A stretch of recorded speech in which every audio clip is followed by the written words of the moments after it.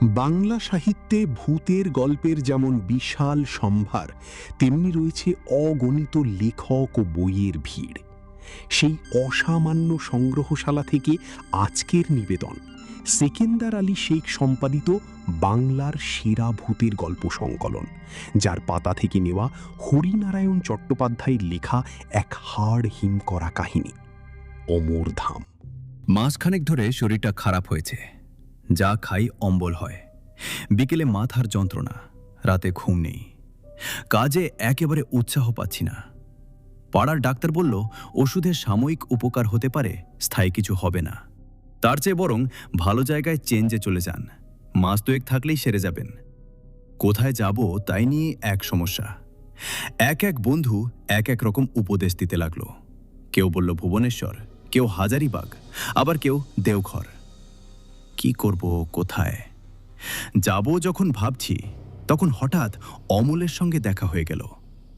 Office থেকে বেরিয়ে ফাঁকা ট্রামের জন্য অপেক্ষা করছি, আচমকা পিঠে কার স্পর্শ। ফিরে দেখি অমল। কলেজ ছাড়ার পর অমলের সঙ্গে আর দেখা হয়নি। আমাকে দেখে অমল বলল, চেহারা যে বড্ড খারাপ হয়ে গেছে, কি ব্যাপার? ব্যাপার বললুম। শুনে অমল বলল, ওসব ভুবনেশ্বর দেওঘরের চিন্তা ছেড়ে দাও, ওখানে কিছু হবে না। তুমি মিলনপুরে চলে যাও, 3 দিনে তোমার অম্বল সেরে যাবে। মিলনপুর কোথায়? কখনো তো নাম শুনিনি। অমল হাসল। বেশি লোক নাম শোনেনি বলেই তো জায়গাটা এখনো ভালো আছে। ভিড় হলেই জলবায়ু বদলে যায়। যাব কি করে, থাকবো কোথায়? কোনো অসুবিধা নেই, আমার বাবা একটা বাংলো কিনেছিল মিলনপুরে, এখন কেউ যায় না। আমিও তো এখন অন্য জায়গায় থাকি, তবে লোক আছে, তার কাছে আমার নাম করো, কোনো অসুবিধা হবে না। অমল আরও বলল, গিরিডি স্টেশনে নেমে বাসে 13 মাইল, মিলনপুরে নেমে অমরধাম বললেই যে কোনো লোক দেখিয়ে দেবে। তুমি চলে যাও, শরীরটা সারিয়ে এসো। তাই গেলাম। মিলনপুরে যখন নামলাম তখন রাত প্রায় 8টা। চারদিক অন্ধকার, একদিকে নিচু নিচু পাহাড়, তার কোলে ঘন অরণ্য, আর একদিকে সরু নদী প্রায় নালার মতন। কিন্তু কি জলের গর্জন! স্রোত পাথর থেকে পাথরে লাফিয়ে চলেছে। টর্চ জেলে কোনো রকমে এগোতে লাগলাম। সরু পায়ে চলা পথ, লাল মাটি, মাঝে মাঝে কালো পাথর। অন্য মনস্ক হলে হোঁচট খাবার আশঙ্কা। পথের এক পাশে একটা মুদির দোকান, মুদি ঝাঁপ বন্ধ করছিল। আমি গিয়ে দাঁড়ালাম। এখানে অমরধাম কোথায় বলতে পারো? মুদি লণ্ঠন তুলে কিছুক্ষণ আমার দিকে দেখে বলল, সেখানে তো কেউ থাকে না, বাড়ি একেবারে জঙ্গল হয়ে আছে। বুঝলাম মুদি বাড়িটার সম্বন্ধে বিশেষ খোঁজ রাখে না। জঙ্গল হলে কি অমল আমাকে আসতে বলতো? এমন হতে পারে মালি হয়তো বাড়ির চারপাশ পরিষ্কার করে না, তাতেই আগাছা জন্মেছে। আমি বললাম, ঠিক আছে, বাড়িটা কোন দিকে বল? মুদি বলল, সোজা চলে যান, সামনে একটা নিচু টিলা দেখবেন, সেটা বাঁদিকে রেখে ঘুরে যাবেন। এক জায়গায় গোটা 4 শাল গাছের মেলা, পাশে সাহেবদের গোরস্থান।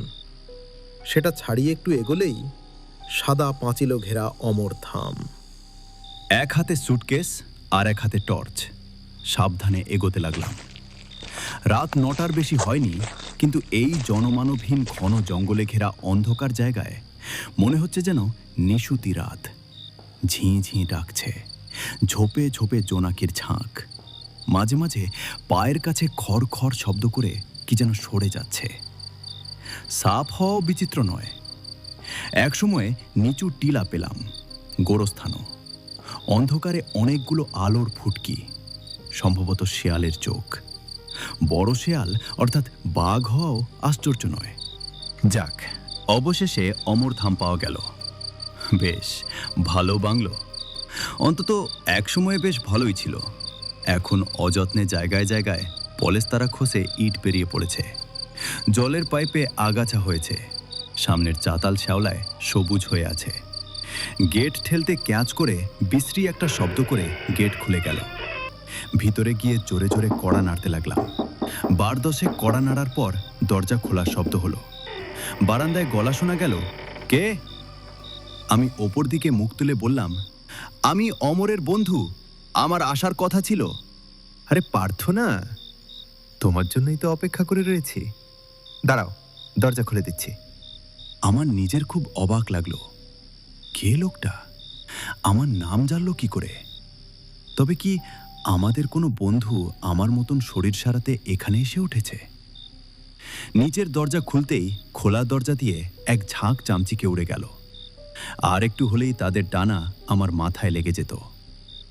লম্বা চেহারার একটি লোক আমার দু কাঁধে দু হাত রেখে বলল, ও পার্থ, কত যুগ পরে দেখা বলো তো। টর্চের আলোটা তার দিকে ফেরালাম। লম্বা পুলক। আমাদের কলেজে দুজন পুলক ছিল, তাই একজন লম্বা পুলক আর একজন বেটে পুলক। তারপরের কথাটা মনে হতেই মেরুদণ্ড বেয়ে ঠান্ডা প্রবাহ নামল। বুকের শব্দ দ্রুততর। তাই তো শুনেছিলাম বছর 5 আগে টালা ব্রিজের কাছে লম্বা পুলক দুর্ঘটনায় মারা গেছে। পুলক মোটরসাইকেলে ছিল। সামনাসামনি এক লরির সঙ্গে ধাক্কা। পুলক আর তার মোটরসাইকেল দুই একেবারে ছাতু হয়েছিল। কি সারা রাত বাইরে দাঁড়িয়ে থাকবে নাকি? পুলক তালা দিল। ভিতরে ঢুকতে ঢুকতে বললাম, না চল, একটা কথা ভাবছিলাম। কি কথা? শুনেছিলাম দুর্ঘটনায় তুমি মারা গেছো বছর 5 আগে। পুলক খুব জোরে হেসে উঠল। আরে একরকম মরাই তো। দেখ না, বা পায়ে একদম জোর পাই না। হাসপাতাল থেকে সোজা এখানে চলে এসেছি। বলতে নেই, এখন বেশ ভালো আছি ভাই। এখানকার জল হাওয়ায় খুব উপকার পেয়েছি। এস ভিতরে এস। শরীর খুব পরিশ্রান্ত। দাঁড়িয়ে দাঁড়িয়ে আলোচনা করতে আমারও ভালো লাগছিল না। কোনো রকমে কিছু মুখে দিয়ে শুয়ে পড়তে পারলে বাঁচি। স্নান করবে তো? পুলক জিজ্ঞাসা করল, এত রাতে নতুন জায়গায়?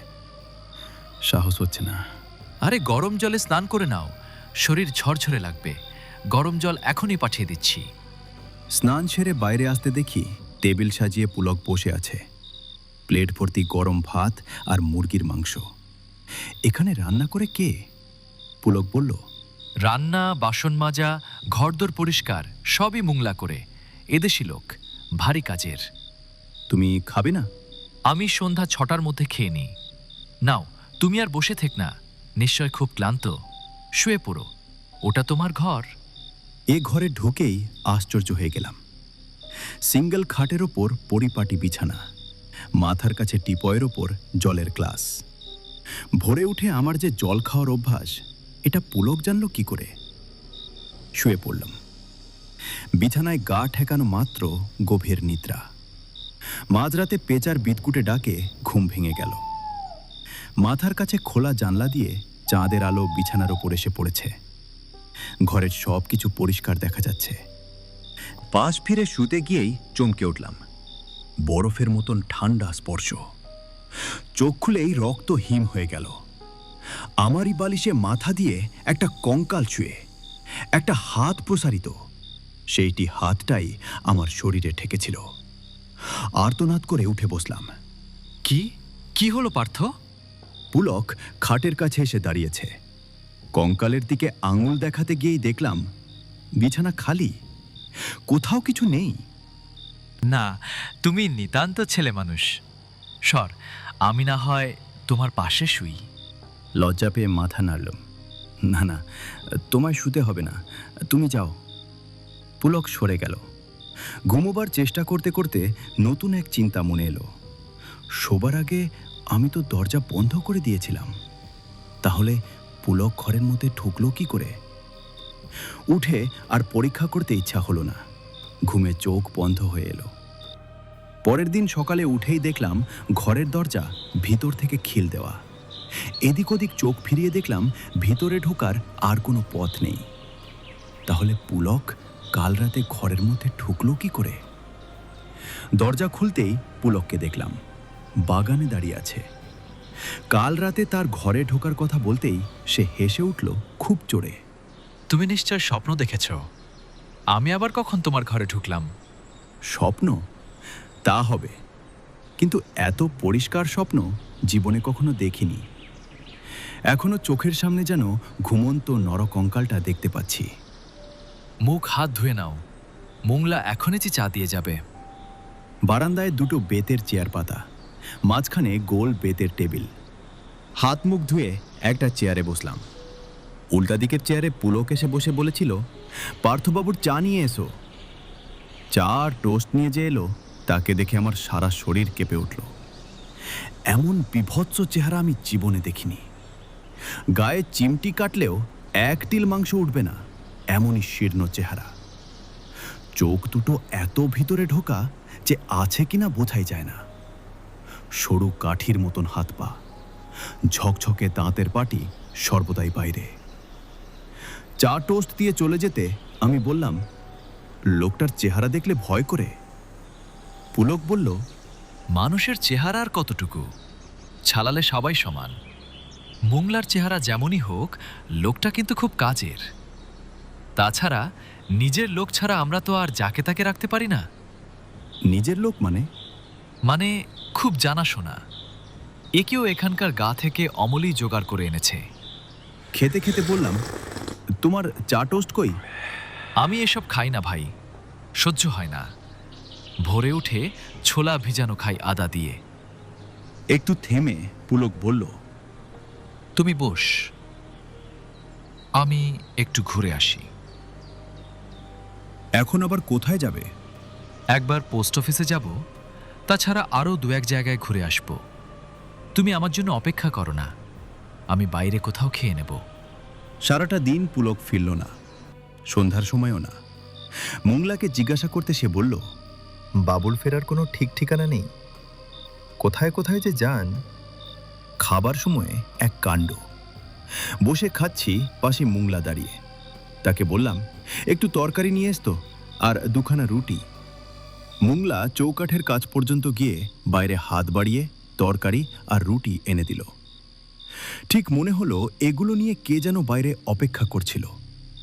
কিছু আর জিজ্ঞাসা করলাম না, কিন্তু এ বাড়ির বাতাসে কেমন যেন ভয়ের গন্ধ। মনে হয় অশরীরী আত্মারা আনাচে কানাচে লুকিয়ে আছে। সেই রাত্রেই দারুণ দৃশ্য চোখে পড়ল। পুলক তখনও ফেরেনি, ঘুম আসেনি। বিছানায় শুয়ে এপাশ ওপাশ করছি। হঠাৎ বাইরে খড়খড় আওয়াজ। পাশা দু হাতে রগড়ালে যেমন শব্দ হয়, ঠিক তেমনি। আস্তে আস্তে উঠে জানলার খড়খড়ি খুলে বাইরে চোখ রাখলাম। ম্লান চাঁদের আলো, খুব স্পষ্ট নয়, আবার একেবারে অস্পষ্টও নয়। উঠানে একটা গুঁড়ির ওপর দুটো কঙ্কাল ঘেঁষাঘেঁষি বসে। একজনের হাত আরেকজনের গলায়, আর একটু দূরে একটা গাছের ডাল ধরে মোংলা দোল খাচ্ছে। কি লম্বা চেহারা! সারা দেহে কোথাও এক তিল মাংস নেই। চোখের দুটো গর্ত থেকে গাহার লাল রং বং বের হচ্ছে। অজান্তেই মুখ থেকে একটা আর্তনাদ বের হয়ে গিয়েছিল। সঙ্গে সঙ্গে কঙ্কাল দুটো ফিরে দেখল। চোখ নেই, তবুও কি মর্মভেদী দৃষ্টি। বুকের রক্ত শুকিয়ে জমাট হয়ে গেল। আশ্চর্য কাণ্ড! একটু একটু করে কঙ্কাল দুটোয় মাংস লাগলো। সেকেন্ড কয়েকের মধ্যে দুটি পূর্ণ মানুষের মূর্তি ফুটে উঠল। তখন আর চিনতে অসুবিধা হলো না, একজন পুলক আর একজন অমল। কাঁপতে কাঁপতে বিছানায় ফিরে গেলাম। সারা রাত ঘুমাতে পারলাম না। যা দেখেছি তারপর ঘুমানো সম্ভব নয়। বাইরে খটখট শব্দ। মনে হলো একাধিক কঙ্কাল মূর্তি উঠানে পায়চারি করছে। সেই শব্দের সঙ্গে পেঁচার ডাক, বাদুরের ডানার ঝটপটানি মিশে ভয়াবহ অবস্থার সৃষ্টি করল। ভোর হতে আর এক মুহূর্ত অপেক্ষা করিনি। সুটকেসটা হাতে নিয়ে ছুটতে লাগলাম। বের হবার সময় রান্নাঘর থেকে বাসনপত্রের আওয়াজ আসছিল। একটু পরেই হয়তো মোংলা চা নিয়ে সামনে এসে দাঁড়াবে। দিনের আলোতেই মোংলার মুখোমুখি দাঁড়াবার সাহস আমার নেই। ছুটতে ছুটতে যখন মুদির দোকানের সামনে গিয়ে পৌঁছলাম, তখন মুদি সবে দোকানের ঝাঁপ খুলছে। হাঁপাতে হাঁপাতে বললাম, এক গ্লাস জল। মুদি আমাকে দেখে অবাক, বোধহয় জীবন্ত দেখবে আশা করেনি। জল দিয়ে জিজ্ঞাসা করলো, আপনি অমরধাম থেকে আসছেন? হ্যাঁ। খাওয়া দাওয়ার কি করতেন? মুদির কাছে কিছু বলতে ইচ্ছা হলো না। শুধু বললাম, কেন, মূলা রাত তো। মোদির মুখটা হাঁ হয়ে গেল, দুটো চোখ বিস্ফারিত, কাঁপা গলায় বলল, মোংলা মানে মোংলা মুন্ডা? মোংলাকে তো বছর 5 আগে অমরধামের এক গাছের ডালে ঝুলন্ত অবস্থায় পাওয়া গিয়েছিল। আত্মহত্যা? কি জানি, অনেকে বলেছিল বিষয় সম্পত্তি নিয়ে গোলমাল হওয়ায় ভাইপোরাই নাকি মেরে ঝুলিয়ে রেখেছিল। আর দাঁড়ায়নি। গিরিডি না পৌঁছানো পর্যন্ত শান্তি নেই। অমরধামের বাসিন্দারা গন্ধ শুঁকে শুঁকে হাজির হলেই সর্বনাশ। বাকিটা শুনলাম গিরিডির স্টেশন মাস্টারের কাছে। ওই বাড়ির অমলবাবু মাঝে মাঝে আসা যাওয়া করতেন। বছর 2 আগে তাকে ঘাড় মটকানো অবস্থায় বাড়ির উঠানে পাওয়া গিয়েছিল। গিরিডি থেকে পুলিশের কর্তা গিয়েছিল, কিন্তু খুনের কোনো হদিস হয়নি। মাথাটা ঘুরে উঠল। তাহলে কলকাতায় রাস্তায় অমলের সঙ্গে দেখা, আমাকে মিলনপুরে আসার আমন্ত্রণ করা, এসবের কি ব্যাখ্যা হতে পারে? আর পুলকের দুর্ঘটনায় মৃত্যু, এ তো আমার জানাই ছিল। নিজেদের দল বাড়াবার জন্যই কি আমাকে ডেকে আনা হয়েছিল? তাহলে মুঠোর মধ্যে পেয়ে ছেড়ে দিল যে? গলায় পৈতা আছে বলেই কি জানি, যত ভাবি এ প্রশ্নের কোনো উত্তর পাই না। গল্পের এই রহস্য আর রোমাঞ্চের আবেশ নিয়েই আজ আমাদের আয়োজন এখানেই শেষ করছি। মিলনপুরের সেই ছমছমে পরিবেশ থেকে আমরা বিদায় নিচ্ছি, কিন্তু ভয় আর রোমাঞ্চের এই যাত্রা এখানেই থেমে থাকবে না।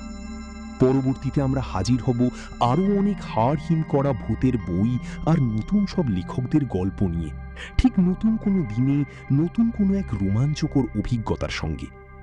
আপনি যদি এমন গল্প আরও শুনতে চান এবং আমাদের কোনো আপডেট মিস করতে না চান, তবে এখনই সাবস্ক্রাইব করে বেল আইকনটি চেপে দিন। মনে রাখবেন, সাবস্ক্রাইব না করলে পরবর্তী নোটিফিকেশন কিন্তু আপনার কাছে পৌঁছাবে না। ভালো থাকুন, সাবধানে থাকুন। দেখা হবে নতুন কোনো একদিন। আজকের মতো এখানেই সমাপ্ত।